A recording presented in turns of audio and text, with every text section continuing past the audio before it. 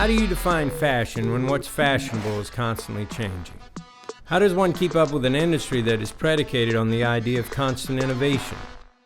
Trends aren't easy to stay on top of, but fashion faux pas, improprieties should be. Example. Well, let's talk about other improprieties, moral faux pas if it suits you. Like this. Some call fur a taboo subject, but is it really? I mean, we're not cavemen, or cave people to be politically correct, and we wouldn't skin him or make a coat out of her, right? I mean, they provide us with hours of online entertainment.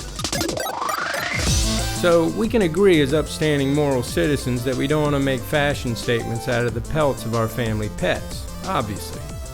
But what would be the difference between a family pet versus, say, another animal raised or killed for fur? They're both cute. Maybe you can't cuddle with some, but that doesn't mean they haven't come to a consensus that having their hides handed to them doesn't hurt like hell. I'll spare you the literal sight, but here are the gory details of how fur animals make it from there to here.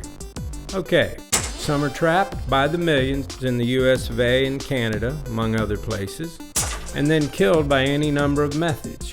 Crushed, drowned, shot in the head, or they can wait for the bigger kid to come along for lunch money. But many animals are raised for fur. Not like that, like this, their entire lives. That's like telling a claustrophobic to live in a cubicle at a job they really hate, then throw in a couple of equally disgruntled flatmates. Yep. Only then will they face one of many gruesome fates, such as having high voltage shoved up their anuses. You know, so they don't mess up those beautiful pelts. Is this luxurious yet? In the end, all are inevitably skinned. However, in China, animals face this process while still alive.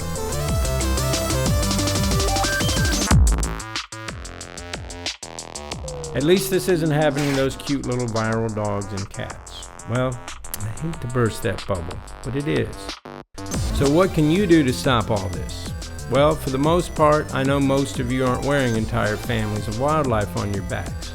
If you are, try fake, faux, non-cave person options. There's really not much difference, and loads of top designers use them. It's that simple. The fur industry's cruel. Make compassion your fashion.